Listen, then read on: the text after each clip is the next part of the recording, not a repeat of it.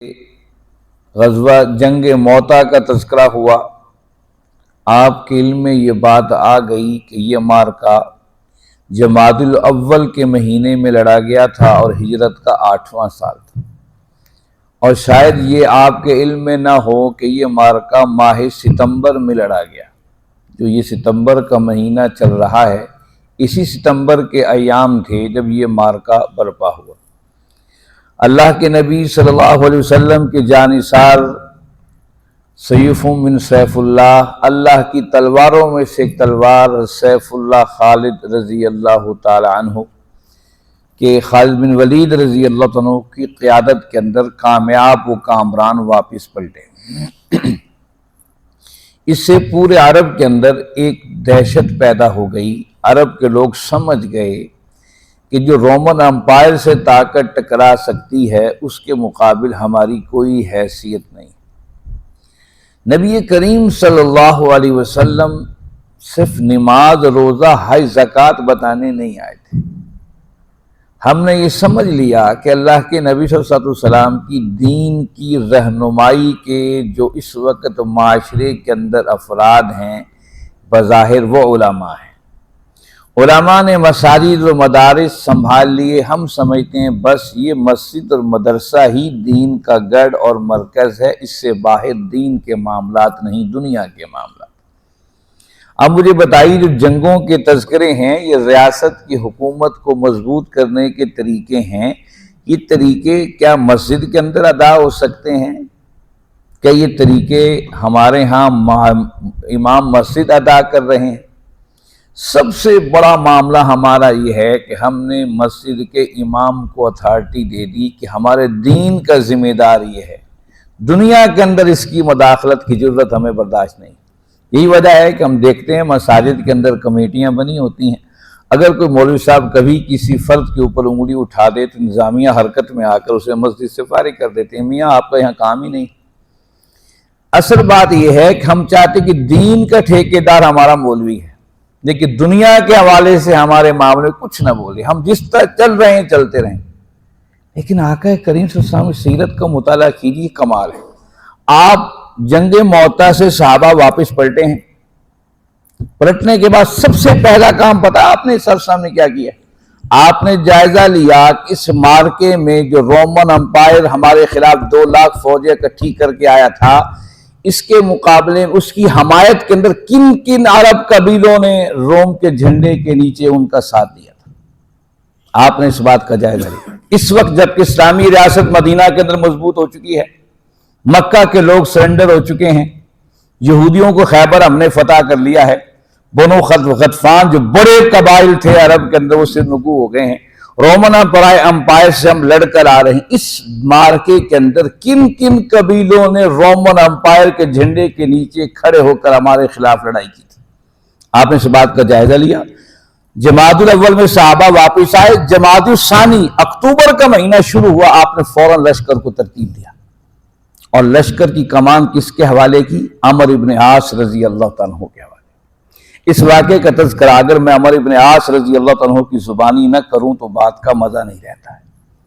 عمرو بن عاص فرماتے ہیں، جب میں مکہ سے نکلا اسلام قبول کرنے کے لیے تو میں ڈر رہا تھا کہ پتہ نہیں میری کیا حیثیت، کیا ویلی ہوگی۔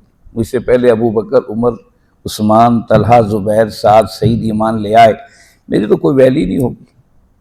عمرو بن عاص رضی اللہ عنہ یہ سوچ اور اسی الجھن کے اندر مسجد نبی کے اندر جا پہنچے۔ آقا کریم صلی اللہ علیہ وسلم انہیں دیکھا تو آپ اٹھ کھڑے ہوئے، فرمایا یا داہیت العرب، یا داہیت العرب، او عرب کے ذہین انسان، عمرو بن عاص آپ آئے ہیں۔ آپ تیزی سے آگے بڑھے، انہیں سینے سے لگا لیا۔ عمرو بن عاص فرماتے میرے سارے شکوک و شبہات دور ہو گئے، جو میں سوچ رہا تھا میری کیا حیثیت، کیا ویلی ہوگی۔ عمرو بن عاص فرماتے ہیں کہ مجھے ایمان لائے تھوڑے ہی دن ہوئے تھے، اللہ کے نبی صلی اللہ علیہ وسلم اس مارکے پر صحابہ سے ڈسکس کر رہے تھے کہ رومن امپائر کے حمایت میں کن لوگوں نے ساتھ دیا تھا، ان کی لسٹ بناؤ، ان کے خلاف پیش قدمی ہو۔ یہ بڑا اہم معاملہ تھا، ان کے پیچھے روم کی طاقت بھی تھی، جنہوں نے آپ اور ہم جس کی حمایت کریں، جس کو ووٹ دیں، کم از کم کبھی نہ کبھی تو آپ اور میرے کسی چھوٹے بڑے کام تو آ ہی جائے گا، نہیں تو آپ تو تانا دو گے یار تمہارا ساتھ دیا تھا۔ اب اتنی بڑی طاقت کے مقابل جنہوں نے ان کے ساتھ مل کر مسلمانوں کے مقابل ساتھ دیا تھا، ان کی ویلیو تو تھی کہ براہ راست کیسے روم کے ساتھ ان کے تعلقات تھے۔ آپ نے جائزہ لیا اور جائزہ کے بعد آپ 3 دن سے یہ سوچ رہے تھے اس کی کمان میں کس کے حوالے کروں، جو حالات کو جانتا ہو، نزاکت کو محسوس کرتا ہو اور جنگی حکمت عملی کی باریکیوں کو سمجھتا ہو۔ عمر بن عاص فرماتے ہیں کہ فجر کی نماز سے میں تھوڑا لیٹ ہو گیا اور میں آ کر وضو کر کے مسجد میں داخل ہوا اور صحابہ حضور صلی اللہ علیہ وسلم صحابہ کے ساتھ بیٹھے اسی بات پہ گفتگو کر رہے تھے کہ کس کو اس کی کمان سونپی جائے۔ یوں ہی مجھ پر نگاہ پڑی، فرمایا میں نے پا لیا، میں نے پا لیا۔ حضور فرماتے ہیں میں نے پا لیا۔ آج میں آپ کی قیادت عمر ابن عاص کریں گے اس لشکر کی۔ ابھی عمر ابن عاص فرماتے ہیں وہ 4 دن نہیں ہوئے تھے اسلام قبول کیے۔ جب اس پہ اتنا بڑا بھروسہ کیا، میں سمجھ گیا کہ حضور صلی اللہ علیہ وسلم کی نگاہ میں میری بڑی ویلیو ہے۔ اس جنگ کو سریۃ ذات السلاسل بھی کہا جاتا ہے۔ سلاسل زنجیروں کو کہتے ہیں۔ ایک روایت کے مطابق دشمن جو اس جنگ میں لڑے تھے وہ اپنے پاؤں اور ہاتھ پاؤں میں زنجیریں باندھ کر لڑے تھے تاکہ ہم شکست نہ کھائیں، لڑیں تو مریں اسی میدان جنگ کے اندر۔ ایک روایت کے مطابق جس چشمے پر جنگ ہوئی تھی اس چشمے کا نام سلاسل تھا۔ بہرحال اس جنگ کو جنگ سلاسل کے نام سے تاریخ میں یاد کیا جاتا ہے۔ اللہ کے نبی صلی اللہ علیہ وسلم کی سیرت میں ایک اہم معاملہ تھا۔ یہ اکتوبر میں اور ہجرت کے 8ویں سال میں مارکا لڑا گیا۔ عمر بن عاص رضی اللہ عنہ قیادت میں اللہ کے نبی صلی اللہ علیہ وسلم نے 300 افراد کو روانہ فرمایا عمر یہ معاملہ ہے، اہم معاملہ ہے، اس کو آپ خود دیکھیے۔ عمر بن عاص رضی اللہ عنہ جنگ میں روانہ ہو گئے۔ فرماتے ہیں میں جنگ کے روانہ ہو گیا اور میں جب نکلا اس جنگ کے لیے تو میں نے جب وہاں دشمن کے حالات دیکھے تو میں نے خط لکھا اللہ کے نبی صلی اللہ علیہ وسلم، یا رسول اللہ صلی اللہ علیہ وسلم حالات بڑے گمبھیر ہیں، ہمیں اور افرادی قوت چاہیے تاکہ ہم اس کا مقابلہ کر سکیں۔ اللہ کے نبی صلی اللہ علیہ وسلم نے ابو عبیدہ ابن جراح رضی اللہ عنہ کی قیادت کے اندر 200 صحابہ کو روانہ کیا اور اس لشکر میں ابو بکر عمر جیسی شخصیات بھی موجود تھیں۔ اور آپ نے فرمایا ابو عبیدہ ابن جراح سے، ابو عبیدہ تمہیں بھیج تو رہا ہوں لیکن اختلاف نہ کرنا، عمر ابن عاص رضی اللہ عنہ کی قیادت کو تسلیم کر لینا۔ ابو عبیدہ ابن جراح جب وہاں پر پہنچے، عمر ابن عاص رضی اللہ عنہ فرمایا کہ ابو عبیدہ آپ میری کمان میں لڑنے آئے؟ فرمایا ہاں میں آپ ہی کے پیچھے لڑوں گا۔ کمال دیکھیے، ابو عبیدہ ابن جراح ابتدائی اہل ایمان میں سے ہیں۔ ابو بکر عمر کی عظمت کیا ہے، وہ سب عمر ابن عاص رضی اللہ عنہ کی قیادت کے اندر اکٹھے ہیں۔ عمر ابن عاص رضی اللہ عنہ حکمت عملی اختیار کی، آپ راتوں کو نکلتے تھے، پیش قدمی کرتے، دن میں خاموشی اختیار کر لیتے تھے۔ رات جب ہوتی پھر آگے دشمن کے علاقے کی طرف بڑھتے، دن میں کوئی حرکت نہیں کرتے تھے۔ آپ نے بڑا اہم بڑے احسن طریقے سے آپ اس علاقے میں پہنچے، دشمنوں سے مقابلہ ہوا، دشمن خوف زدہ ہو گیا اور پورے عرب کے ان علاقوں کے اندر بھی اسلام کے جھنڈا لہرا گیا۔ آپ پھر واپس تشریف لے آئے۔ عمر بن عاص فرماتے جب میں واپس فتح یابی کی خبر لے کر اللہ کے نبی صلی اللہ علیہ وسلم کے پاس پہنچا تو صحابہ نے مجھ پر 3 اعتراض کیے۔ صحابہ نے کہا یا رسول اللہ صلی اللہ علیہ وسلم آپ نے عمر بن عاص کو ہمارا قائد بنایا، اللہ نے ہمیں فتح دی، آپ کی دعاؤں کے سبب ہمیں کامیابی میسر آئیں، لیکن ہمیں 3 باتوں کی سمجھ نہیں آئی، اسے تھوڑا ہمیں سمجھا دیں، وضاحت کر دیں۔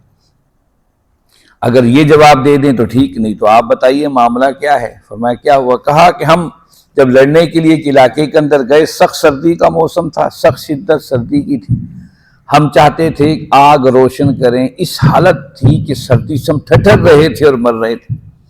ہم آگ جلانے کی کوشش کی تو عمر بن عاص سختی سے منع کر دیا، خبردار کوئی آگ نہ جلائے۔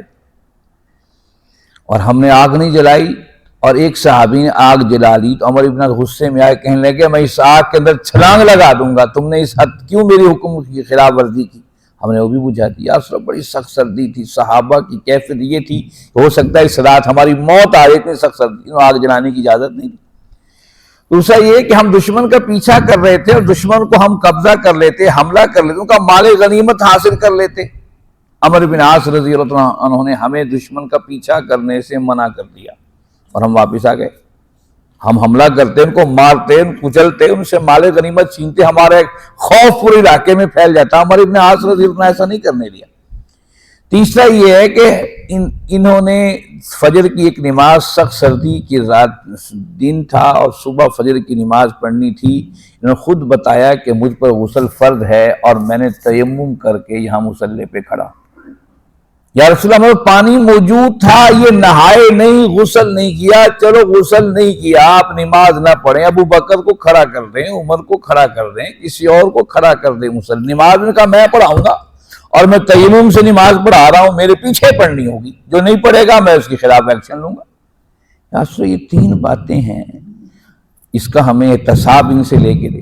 اسلام کی سب سے بہترین جو طریقہ ہے، جو آج ہمارے مسجد کے مولوی صاحب کے پاس بھی نہیں ہے، باقی تو ایک طرف رہے، اپنے آپ کو احتساب کے لیے پیش کر دینا، یہ بڑی بات۔ اسلام ہمیشہ کامیابی کے منزلیں تبھی طے کرتا ہے جب ہر فرد اپنے احتساب کے لیے، کوئی بھی ذمہ دار اپنے آپ کو پیش کرتا۔ یہی اسلام کا بہترین نظام، سے آج ہم پورا معاشرہ دور بیٹھے۔ ان کا عمر عامر بن عاص فرمایا کہ حضور نے فرمایا عمر تشریف آؤ ذرا اور ان سوالوں کے جواب دو۔ عمر بن عاص کہنے لگے یا رسول اللہ صلی اللہ علیہ وسلم کے تینوں اعتراض بڑے زبردست ہیں۔ بہت ٹھیک ہے۔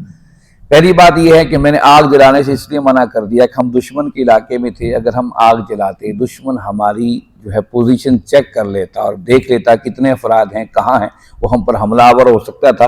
میں اس علاقے کو اچھی طریقے سے جانتا، اس لیے میں نے کہا کوئی بات نہیں، سردی کی رات ہے گزر جائے گی، لیکن میں آگ جلانی نہیں دی۔ آپ صدق تھا، تم نے سچ کہا۔ دوسرا اعتراض آپ پر یہ ہے کہ مال غنیمت چھین لیتے کافروں سے، کافروں کو کچلتے، بڑی ہیبت پورے عرب میں پھیل جاتی، یہ آپ کے دوستوں نے آپ پر اعتراض کیا، آپ اس کا جواب دیجیے۔ عمر بن عاص فرماتے ہیں رضی اللہ عنہ یا رسول اللہ صلی اللہ علیہ وسلم میں کامیاب ہو چکا تھا، ہمارا لشکر کامیاب ہو چکا، دشمن ہم سے بھاگ گیا تھا، چھپ گیا تھا، مجھے خطرہ یہ ہوا کہ اگر ہم آگے لشکر کشی کریں اور دشمن کہیں چھپا بیٹھا ہو، ہم پر بغیر اطلاع کے حملہ کر دے اچانک اور ہم زخمی ہو جائیں، ہمیں نقصان پہنچے، جو ہماری ہیبت اس وقت پھیلی ہوئی ہے کہ ہم نے شکست سے دو چار انہیں کر دیا ہے، وہ ساری ہماری سب محنت رہ گاں چلی جاتی۔ افراد ہمارے پاس تھوڑے تھے، انہی کے ساتھ ہم نے مقابلہ کرنا تھا۔ میں نے اسی کو بہت سمجھا کہ ہماری اطلاع پورے عرب میں پہنچ جائے گی کہ ہم نے ان کو شکست دے دی ہے اور واپس ہم آ گئے، اس لیے میں ان کو پیچھا نہیں کیا اور مال غنیمت دی تھی۔ آپ میں صدق تھا، تم نے سچ کہا۔ صحابہ نے کہا یا رسول اللہ یہ تو ٹھیک ہے، تیسری بات تیمم سے نماز پڑھائی، فرمایا کہ اس کے جواب دو کہ نہیں یا رسول اللہ صلی اللہ علیہ وسلم آپ نے مجھے ان کا امیر منتخب کیا تھا، ابو بکر کو بھی تو بنا سکتے تھے، عمر کو بھی بنا سکتے تھے، دیگر بڑے بڑے صحابہ موجود تھے، آپ انہیں بھی بنا سکتے تھے، آپ نے مجھے کیوں منتخب کیا؟ میرے ذہن میں یہ بات آئی چونکہ حضور صلی اللہ علیہ وسلم مجھے منتخب کیا، اس میں کوئی خاص حکمت ہے، اس لیے میں نے سوچا اگر میں نے پانی سے نہایا غسل کیا، ہو سکتا ہے میں بیمار پڑ جاؤں اور میں ہو سکتا ہے مریض ہو جاؤں اور میں اس ذمہ داری کو ادا نہ کر سکوں جو آپ صلی اللہ علیہ وسلم نے میرے کندھوں پر ڈالی ہے، اس لیے میں نے غسل نہیں کیا سخت سردی کے اندر، میں تیمم سے اپنے وضو کر لیا۔ اور جہاں تک نماز پڑھانے کا تعلق تو میں ہی امیر تھا۔ اسلام کے اندر ہمیشہ جو امیر ہوتا ہے، حکمران ہوتا ہے، وہی نماز پڑھایا کرتا ہے۔ شہباز شریف کے پیچھے اور عمران خان کے پیچھے اور زرداری کے پیچھے آپ میں سے کون نمازیں پڑھ لے گا؟ ووٹ ہمارے سارے انہی کو ہوں گے۔ اسلام کا طریقہ یہ حکمران کے پیچھے نماز پڑھی جاتی ہے، تو مجھے بتائیے تو صحیح کون نماز پڑھے گا؟ یہی اسی مسجد میں آ جائے آپ اور ہم جتنے بڑے بڑے ان کے حامی اور کھڑے ہو جائیں، لیکن آپ میں سے کوئی ان تینوں کے پیچھے نماز نہیں پڑھے گا۔ کیوں نہیں پڑھے گا وہ آپ سب ہم جانتے ہیں۔ ان کا یا رسول اللہ چونکہ مجھے آپ نے امیر بنایا تھا اس لیے میرا حق تھا کہ مجھے، آپ نے فرمایا مسکرایا، فرمایا تم نے ٹھیک کہا۔ صحابہ کو جواب مل گئے تھے، صحابہ چلے گئے۔ عمر بن عاص فرماتے ہیں کہ میرے دل میں بڑا خیال آیا کہ حضور سب سے زیادہ مجھ سے محبت کرتے، کہتے جب سب صحابہ چلے گئے نا میں قریب آیا، میں کہ یا رسول اللہ صلی اللہ علیہ وسلم سوال ذہن میں آیا ہے، آپ کائنات میں سب سے زیادہ محبت کس سے کرتے ہیں؟ عمر بن عاص فرماتے ہیں کہ حضور میرا نام لیں گے کیونکہ میرے لیے اتنا بڑا مارکا، اتنے بڑے بڑے صحابہ میرے کمان میں لڑائے تھے آپ نے، آپ نے فرمایا سب سے زیادہ محبت عائشہ سے ہے رضی اللہ تعالیٰ۔ عمر بن عاص فرماتے ہیں میں نے کہا نہیں یا رسول اللہ مجھے بتائیے کہ مردوں میں کس سے محبت ہے؟ فرمایا ابو بکر سے، میں پھر فرمایا پھر عمر ابن خطاب سے، کہا پھر فرمایا عثمان ذی النورین سے، میں کہا پھر علی ابن ابی طالب سے۔ فرمانے لگے عمر بن عاص فرماتے ہیں میں نے سوچا میں ہی چپ کر جاؤں، ایسا نہ ہو کہ آخری لسٹ کے اندر بھی میرا نام کہیں نہ ہو، میں ہی چپ کر گیا اور میں خاموشی سے وہاں سے آپ سے اجازت لے کر واپس آ گیا۔ یہ تھی اللہ کے صلی اللہ علیہ وسلم کی سیرت اور انداز، آپ کی محبتیں ہر ایک کے لیے عام تھی۔ آپ کی محبت عمر بن عاص رضی اللہ عنہ کی یہی سبب بنا کہ مصر کو فاتح عمر بن عاص کہلائے۔ آئیے ہم قرآن مجید کی آیات کی طرف جہاں آپ اور ہم نے اللہ کے احکامات کو چھوڑا تھا۔